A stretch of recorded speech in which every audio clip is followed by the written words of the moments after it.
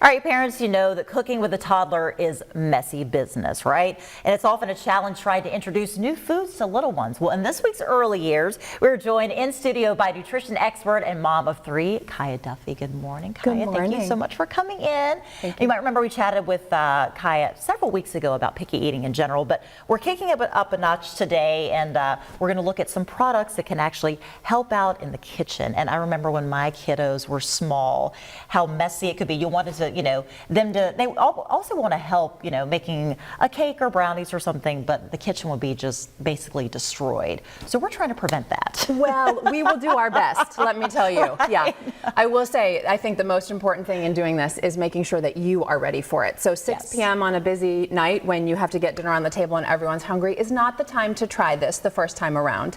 But bringing your kids into the kitchen, as you said, it gives so many positive benefits to them. Not the least of which is if you do have a picky eater, kids who try making things with you, they are much more likely to try those things. Yeah, and it gives them kind of a level of control, right, where exactly. they're choosing to make this particular dish. That's right, and they are more curious about what it actually tastes like. So there are a few key skills that you can teach your toddlers early on. It seems like they maybe don't belong in the kitchen, but there are some things they love to do with you while you're there. The first thing to teach them is hand washing. Basic, yes. I don't even have it on the table, but let's all wash our hands before we get started. The second thing they love to do and can do so easily, and you and I can do it together over here, is stirring. Yes. Wooden spoons, whisks, right? Anything, whether it is something that you're baking or you've got chopped vegetables and they want to be a part of mixing that with the spoon or with their hands, they would love to participate in that. And these are safe for them to handle too, no sharp edges, so that's a good thing. And it helps you, with the process of if you're baking, something like that, is needed. So, that's right. Yeah, designated stirrers. Absolutely. Yes. And if you want to try to contain the mess a little bit, you can put it down a tray. Some of it will get caught there, some of it won't. And if you still feel like I am not quite ready for them to take over what I'm doing, with my kids, when I was cooking with them when they were little, I would give them their own little bowl. That's their own little utensils, their own small whisk, and they could do that next to me. Yes. And they didn't have to take over what I was doing, but they could be with me. And they're mirroring you, and that's how they like to learn anyway, where they're a part of, doing some of the big stuff in the kitchen.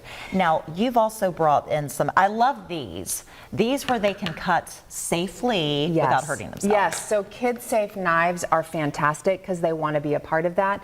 These are serrated, but you can see they don't hurt at all. If you're still a little feeling like, I'm not quite sure about that one, these Montessori tools, it's kind of like a bench scraper, but it is soft and they can just push and cut. There you go. So giving kids opportunities to cut things with you, they feel so grown up, right, to be able to do that.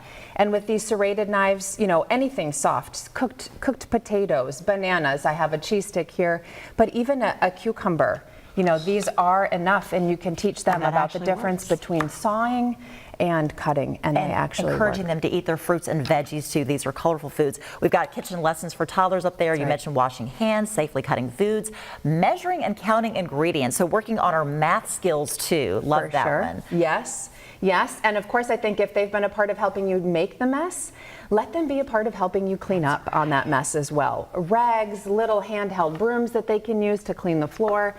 And they won't do it perfectly. You may need to go behind and clean up after them, but it's such a great thing to learn. Absolutely. And then they still think that cleaning up is a fun thing to do. That's right. So take advantage of that. Set a timer, put on a song. Yeah, that's right. You can have so much fun with it. Yes. Yeah. And it helps with reducing picky eating because we're actually encouraging them to try these healthier foods too that they help prepare. That's right. And through all of this, you can talk to them. Talk to them about the ingredients that you're using, the texture of the foods, what they might taste like. Ask them to taste it and give them, they can give you what they think. Perfect. So developing language skills is really great. Kiyah, thank you so much for coming in today and bringing all these great items for us to try with the kiddos. We appreciate it. Yeah. And we'll, of course, post a link to Kiyah's website on our website. Just click on the Early Years tab. Stay with us. We'll have more news and weather coming up after the break.